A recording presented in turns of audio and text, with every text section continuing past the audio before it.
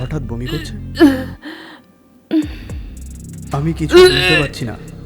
বিয়ে করে মাত্র 4 দিন হয়েছে, কি বমি করছে?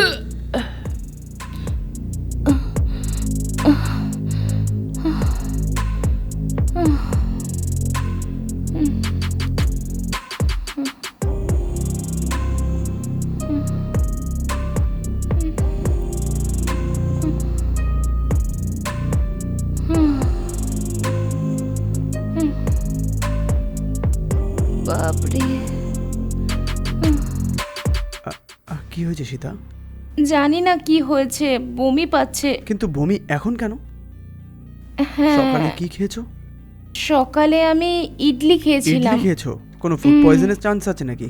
না, এরকমটা তো হবে না, ফুড পয়জন হওয়ার চান্স যদি নেই। ফুড পয়জন না হয়ে থাকে তাহলে বমি করছো কেন তুমি? তো ঠিক আছে, রেডি হও, একবার হসপিটাল থেকে তোমাকে দেখিয়ে আসি। হসপিটাল আবার কেন?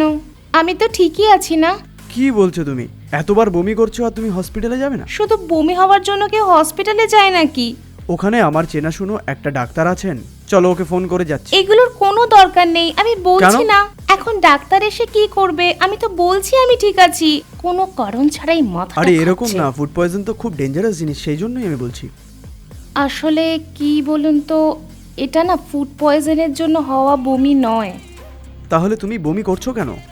ও আসলে এটা এটা আরে যেটা আছে সাফ সাফ তাড়াতাড়ি বলে দাও, এরকম আমতা আমতা করার কি আছে? এখন আমি আপনাকে একটা কথা বলবো, কিন্তু শুনে আপনি আবার রেগে যাবেন না। রাগ করবো কেন? রাগ করার জন্য এমন কি বলতে পারে ও? আমি বুঝতে পারছি না ও কি বলতে চাইছে। ঠিক আছে, ওকে একবার জিজ্ঞাসা করেই দেখা যাক। আমি কি বলবো? ঠিক আছে, আমি রাগ করবো না, কি বলার বলো। না, আপনি রেগে যাবেন। আমাকে কথা দাও যে আমার কথা শোনার পর তুমি রাগও করবে না, টেনশনও করবে না।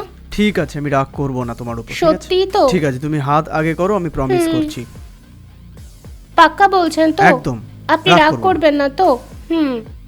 আসলে হয়েছে কি, আমি কি করে বলবো আপনাকে, 4 বছর ধরে আমি আর একটা ছেলে খুব গভীরভাবে ভালোবাসি।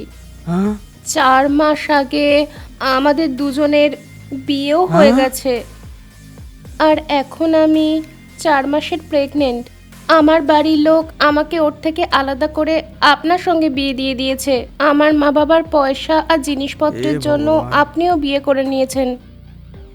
ওই বোকা বানানো ব্রোকারটার কথা শুনে গাড়ি আসবে, বাড়ি আসবে, পয়সা আসবে, এইসব ভেবে বিয়ে করেছি। বললো যে একটা কেনো আরেকটা ফ্রিতে পাবে।